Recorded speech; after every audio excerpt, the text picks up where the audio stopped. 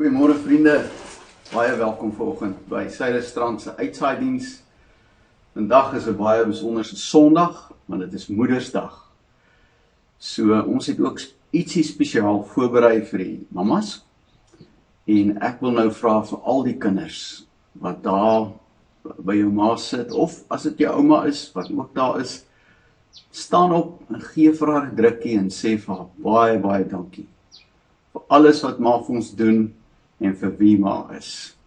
En terwyl julle dit doen, gaan ons vir julle ietsie speel wat ons voorberei het om vir die mamas dankie te sê. So kom kinders, staan op en gee vir mamma 'n druk.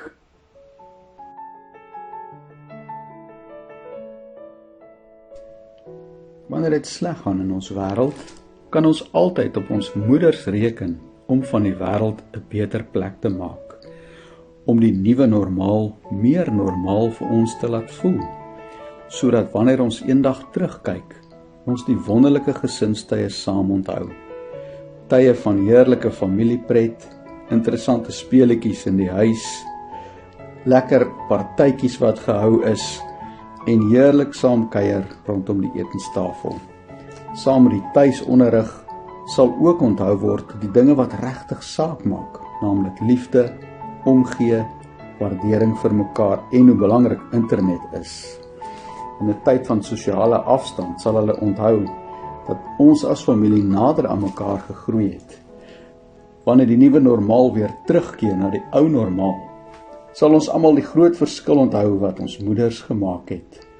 In 2020 se begin het die wêreld nie gestop nie, dit het aangehou draai, die lewe het aangegaan, vorentoe gegaan, aangevuur deur die onmisbare krag van 'n ma se liefde.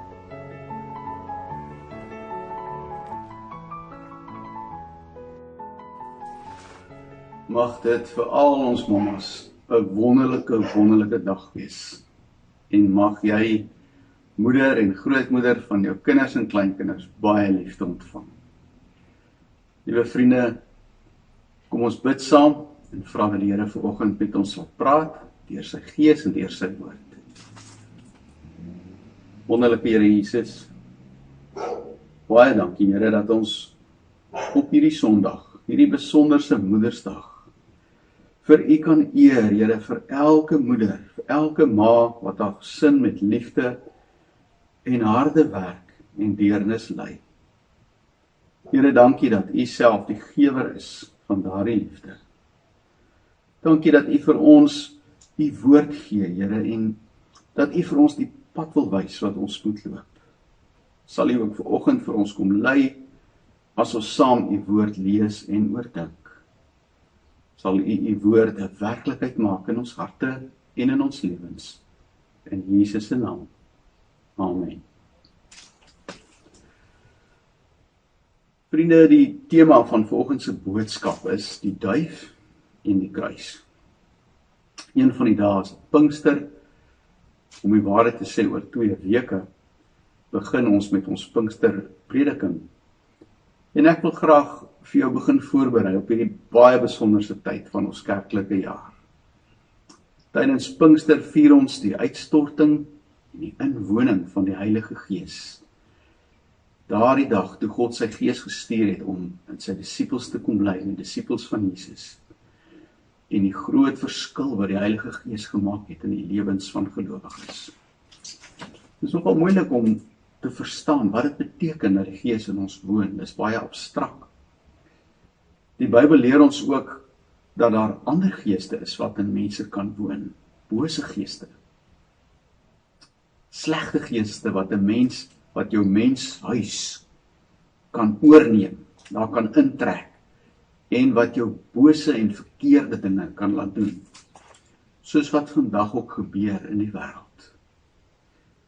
Maar op Pinksterdag het God sy Heilige Gees gestuur. Die Heilige Gees is self God om in sy kinders te kom woon. En God se Gees kom maak ons heilig. Hy maak ons rein. Die Heilige Gees kom gee vir my en jou krag om die goeie te doen. Krag om getuies vir Jesus te wees in hierdie wêreld. En krag om mense na Jesus toe te lei. Ons gaan vanoggend saam lees uit Galasiërs hoofstuk 5. Galasiërs 5 vanaf vers 16. En hier in Galasiërs vertel Paulus vir ons, hoe lyk dit wanneer 'n mens se lewe onder die beheer van die Heilige Gees is, en watter vrugte behoort in my lewe te wees as die Gees in my lewe is. Ons lees by vers 16. Paulus skryf: Wat ek bedoel is dit: laat julle lewe steeds deur die Gees van God beheers word. Dan sal julle nooit soeg voor begeertes van julle sondige natuur nie.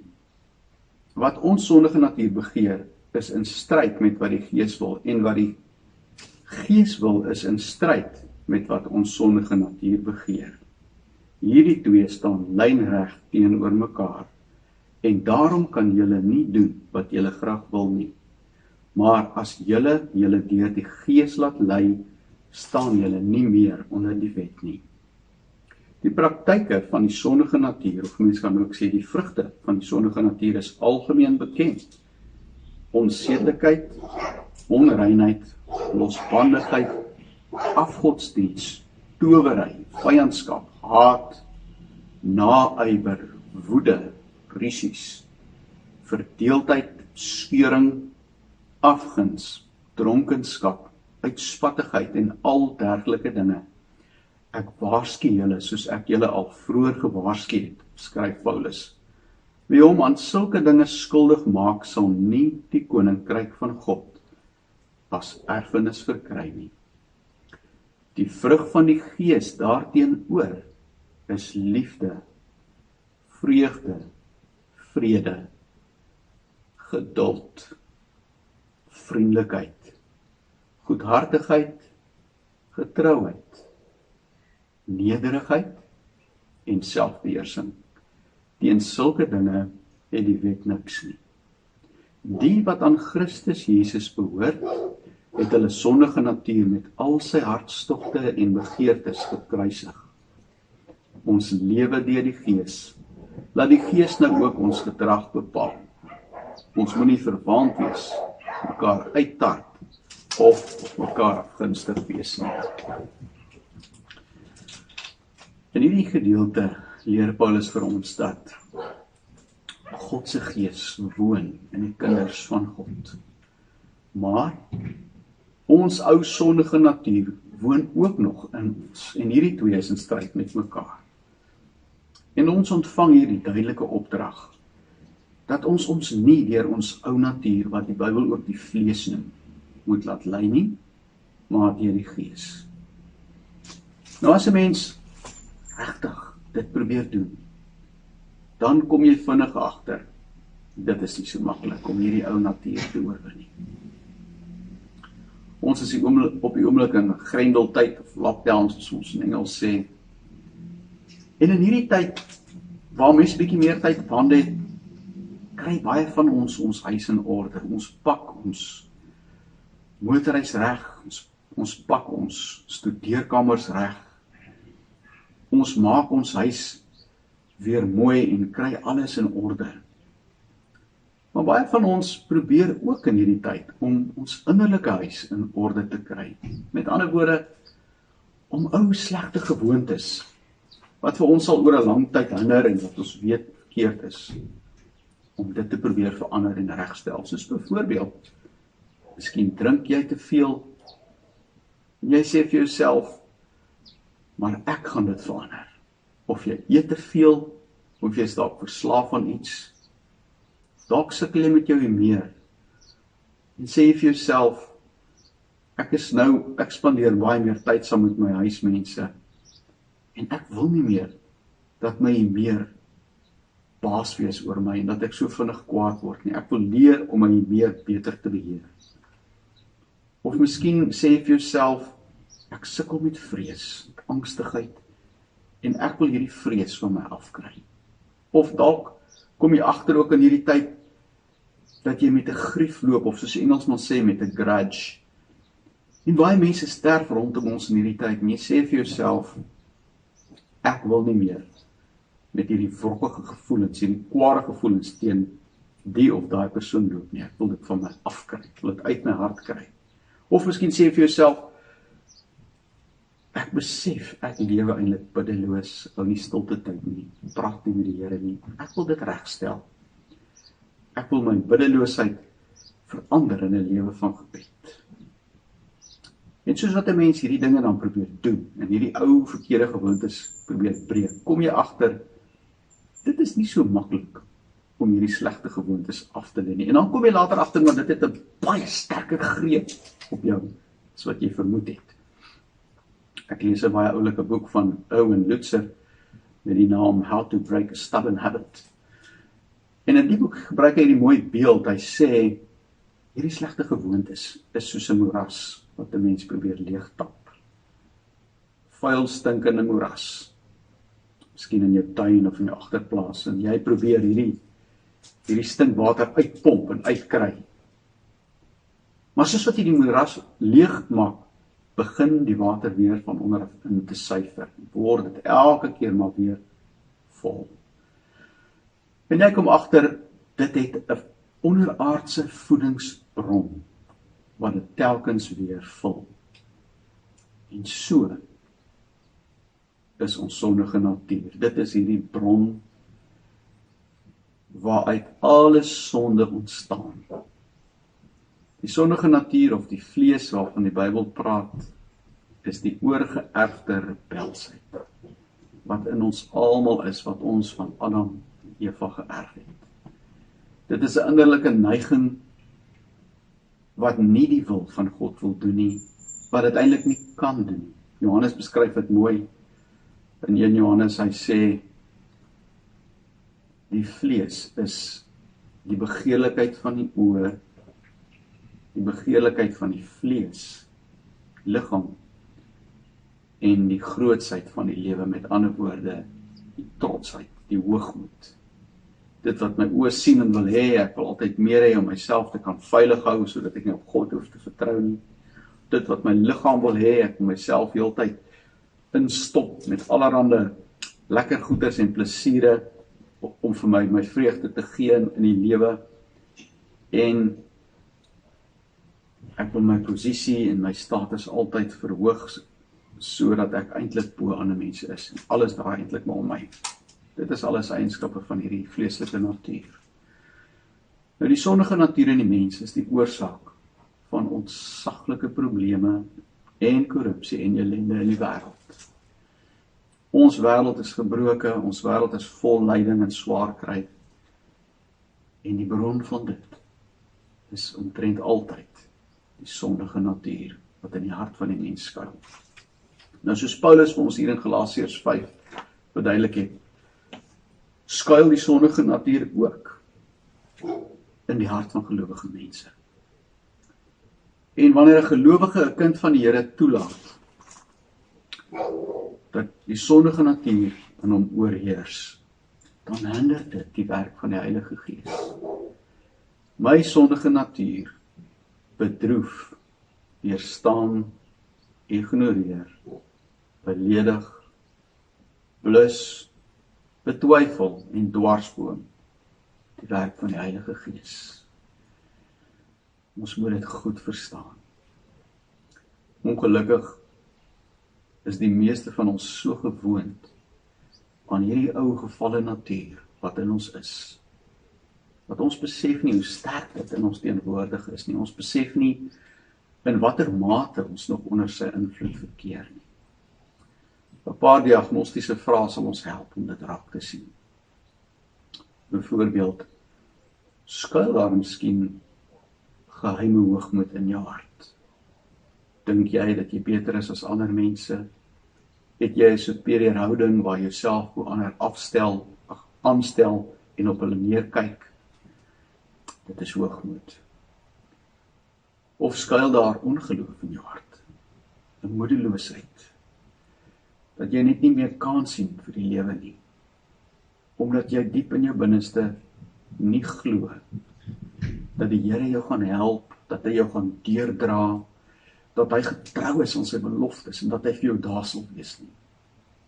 Is daar 'n vrees wat jou gedurig wil oorweldig, dat alles in mekaar gaan tuimel en dat daar 'n groot ramp op jou wag? Dit is ongeloof in die liefde en die sorg van jou Vader in die hemel.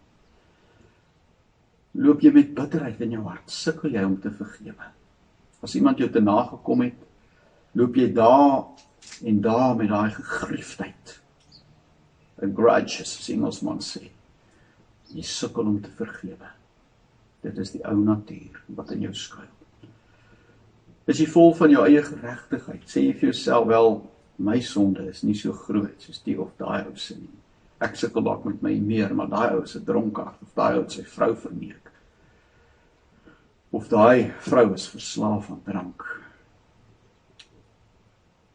En is jy gou om ander te veroordeel en te kritiseer en foute vind. Die sonde wat klein is in my oë, waarmee ek sukkel dalk. En die groot sonde in iemand anders wat ek kritiseer. Kom alles uit dieselfde bron, die gevalle natuur. So ek is niks beter as daardie persoon nie. Sukkel jy met jaloersheid? Beny jy die sukses van ander mense? Mense met beter gawes as jy, gun jy hulle nie daardie voorspoed en daardie sukses nie. Maak jy hulle af, praat jy hulle sleg.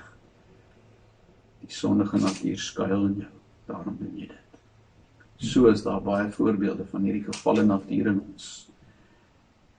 En soos wat ons dit probeer oorwin, kom ons agter dit is glad nie maklik nie. Hy het 'n ystergreep op my.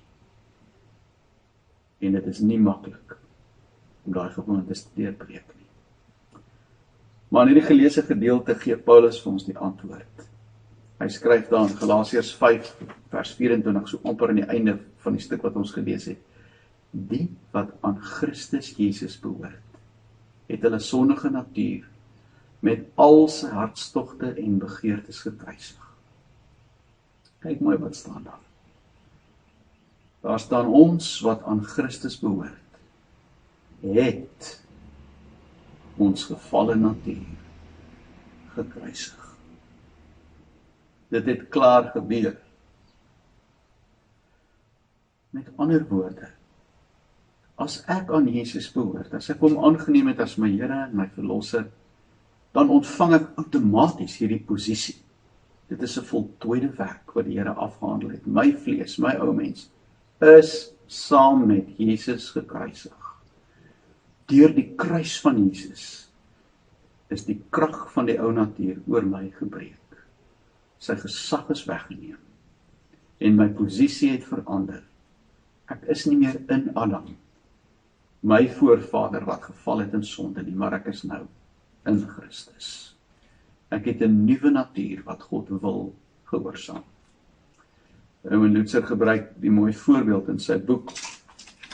Hy sê, hierdie ou natuur is soos 'n grondbaron, van Engels 'n landlord, wat die mense wat by hom huur baie sleg behandel. En allerhande verkeerde dinge van hulle eis, hulle goed vat, vir hulle lieg en hulle onbillik hanteer. Nou ek het iets van dit beleef toe ek destyds in Pakistan was. Die steenmaakbedrywe daar is berug vir die slawerny.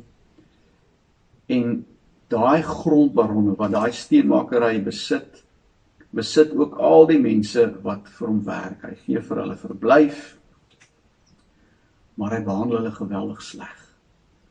Hy sorg dat hulle altyd in skuld by hom is, en hulle kinders, hy beskou hulle as sy slawe, en hy eis gedurig onbillike dinge van hulle.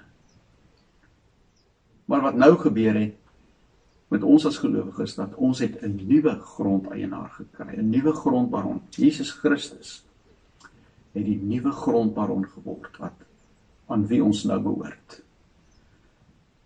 En as ons teruggaan na die beeld van hierdie steenmakery, kom ons sê dit is opgekoop deur 'n nuwe persoon, 'n goeie grondeienaar, wat sy mense met liefde hanteer, wat vir hulle goeie blyplek gee, wat hulle help en vir alles gee wat hulle nodig het, sodat hulle hulle werk goed kan doen.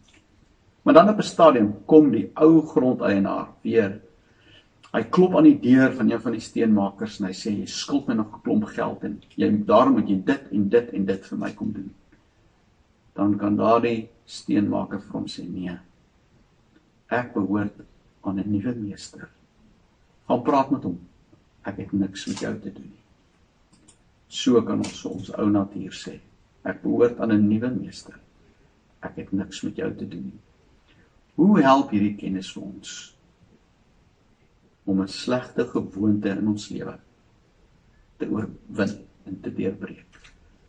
Twee dinge is baie belangrik. Die eerste is, ek moet baie duidelik sien en baie mooi verstaan dat my ou mens is reeds saam met Christus gekruisig.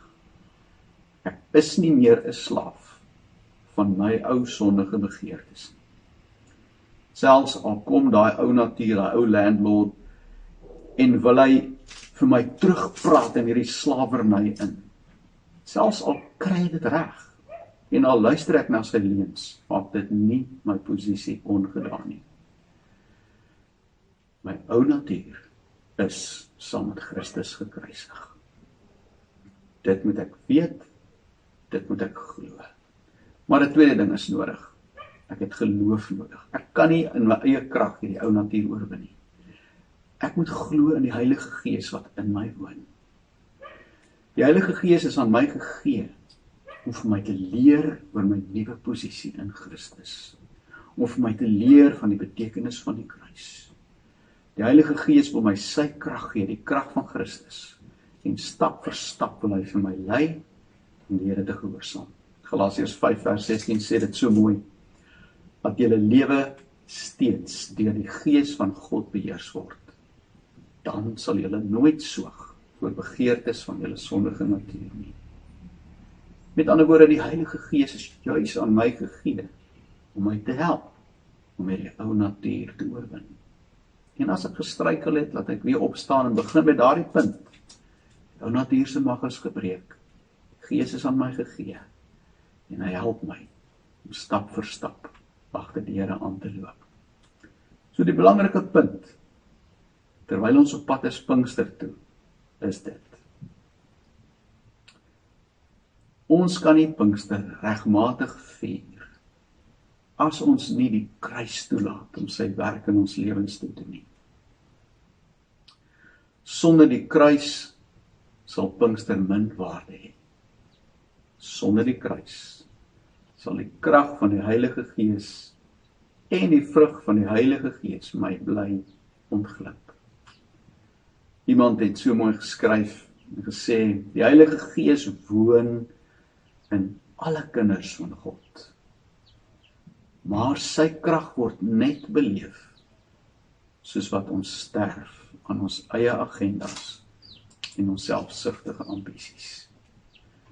Die kruis is van die begin af 'n sentrale deel van Jesus se boodskap. Jesus het ons gesê, Lukas 9:23, as iemand agter my wil aankom, moet hy homself verloon, elke dag sy kruis opneem en my volg. So die werk van die goddelike duif en die kruis gaan altyd saam, van oomblik tot oomblik. Soos wat ek 'n sensitiwiteit ontwikkel vir die werk van die Gees in my, leer ek om nee te sê vir my ou natuur en ja te sê vir die Gees. En so help die Heilige Gees my om in die voetspore van Jesus te volg. Kom ons bid die Gees om ons te leer en om ons te lei, dat ons in alle eerlikheid kan sê, ek is saam met Christus gekruisig. Nou is dit nie meer ek wat lewe nie, maar Christus wat in my lewe. Galasiërs 2 vers 20. Kom ons bid saam. Here, baie dankie dat U aan die kruis die groot probleem van die sondige natuur van die mens uitgesorteer het. Ook my sondige natuur waarmee ek sukkel, is saam met U aan daardie kruis vasgenaal. En Here, dankie dat op grond daarvan, omdat ek dit glo en daardie waarheid toelaat om in my te werk, kan U Gees my verander, sodat ek as 'n nuwe mens begin lewe en die vrugte van U Gees dra. Dankie vir die Gees wat my wil leer en lei elke dag. Help my om dit te glo, om sy leiding waar te neem en om getrou te volg. Here, wees met ons in hierdie tyd. Ons bid ook vir 'n geseënde Pinkstertyd wat voorlê. Dankie vir u Heilige Gees. In Jesus se naam. Amen. Mag die Here se seën, sy liefde, sy genade met jou wees. Hier is 'n paar vrae waar julle kan gesels rondom die boodskap as gesin. Die eerste is, watter slegte gewoonte sou jy graag wou verander in jou eie lewe? Die tweede is, waarom dink jy word die Heilige Gees vergelyk met 'n duif? En die derde is, hoe help die kruis my om die Here beter te gehoorsaam? Gesels daaroor, bid saam en mag die Here julle wonderlik seën.